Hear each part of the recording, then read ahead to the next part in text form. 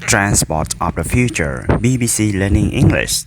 Hello, I'm Ralph. In This is Mini English, the show that brings you an interesting topic, authentic listening practice, and some vocabulary to help you improve your language skills. And hello, and now our topic today is transport. How do you think you will be traveling to work in, say, 30 years' time? Wow, not only will hard working be more prevalent, that means common. But I won't be working in 30-year time. Good answer, but if we look back and see how transport has trended in the last 30 years, it makes you wonder what the future holds. Yes, we've seen how air travel has become commonplace for many people. Commonplace means not usual, and there been the development of high-speed train travel. But the main priority has been speed, going faster, to make your journey quicker. That's true, and we will be discussing some ideas for making transport even faster soon. But let's not wait any time and speed on today's question. Yes, time wait for no one, not even you now. So, can you answer this question according to Guinness World Records? In which country has the fastest ever train been recorded? Is it in A. China, B. Japan, or C. France? On this country has fast train, but I have heard that the Chinese train go particularly fast. I'm going to say A. China. Well, you will have to wait until the end of the program to see if you are right. But let's talk more now about the future of transport. One development you will hear much about automation. Automations mean using machine to do work that humans normally do. In the term of transport, this means driverless vehicles is going to be too long before we become the passenger in the driverless car. Scary. And the French train engineering company Alstom is planning to test automatic freight train later this year. The automated train prototype can travel for about 100 kilometers without driver intervention. A prototype is the first version of something which can be tested before it is produced in a large quantity. Of course, some trains are already driven by computers, but there's an exciting plan to develop a form of driverless vehicle that could move you around at 1,123 kilometers per hour. Come on now, that sounds a bit far-fetched, like flying cars that we see in sci-fi movies, and it's difficult to believe because it's unlikely to happen. Wow, you say that, but it's already being tested in Nevada in the USA, and has a name Hyperloop One. Tell me more. The idea is you get loaded into a port, then you push through a metal tube at high speed, taking you to your destination in minutes rather than hours. Anastasia Rupta is a lead system engineer and say there's nothing scary about it.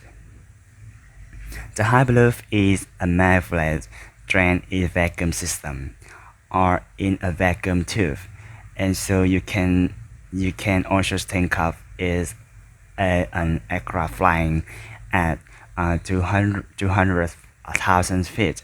So people don't have any issues flying in aeroplane, and people don't have any issues going in maglev trains.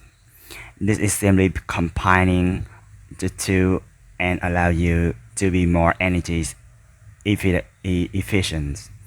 So, Anita Sandrufta explained the type of technologies the Hyperloop use. First, she mentioned maglev. That's a short way of saying magnetic levitation is when trains travel on magnetic track rather than conventional rail. And then she's mentioned a vacuum system, a vacuum in a space that he had on the air and any other gases removed from it. So the two of these parts travel in air, in no air, in so there no resistance. And these technologies are more efficient and they save energies, which is a good thing. This sounds like a great way to travel, but will we take off? Well, BBC Technology correspondent Rory Salon John isn't so sure. Hitting it will be quite challenging to convince a government to allow a long metal tube to be built on or below ground. But we have to try these new technologies rough. If we didn't, we still be traveling around on horse or cart. And a good boy knew, and we wouldn't have been able to travel at the rate speed mentioned in today's version. Now, earlier I asked you, according to Guinness World Records, in which country had fastest ever train travel? Is it in A, China, B, Japan, or C, France? And I said that A, China. And just were wrong. You were wrong. No, China does have some very fast trains, but the fastest recorded train were maglev from a Central Japan's rail company, which ran on Tetris track at a speed of 603 kilometers per hour. Now that was make must me commute to work very quick. Okay, so we recap some of vocabulary we hear today, starting with commonplace, which means not usual or often seen. For example, free Wi-Fi in coffee shop is commonplace these days, and very useful is it too. Next, we had automation, meaning using a machine to do something instead of a human. Automation in a car making industry has led to the loss of hundreds of jobs. Of course, when you build a new car, you need to make a prototype. That's the first version of something which can be tested before it's introduced in a large quantity. The prototype of the new solar powered bike has been so successful that it's now going to mass production. Come on, Rob, that's a bit far-fetched. And by that I mean so unbelievable it's unlikely to happen. Well, something people once thought far-fetched is now a reality, and that's maglev.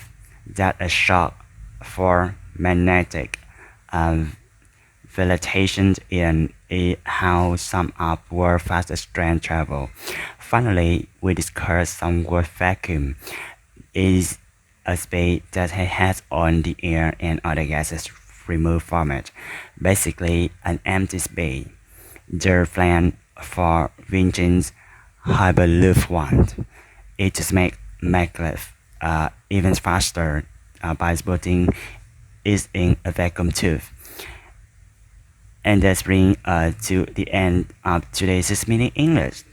Don't forget to check out YouTube, Facebook, Twitter, Instagram pages. And we see you next time. Goodbye. Bye.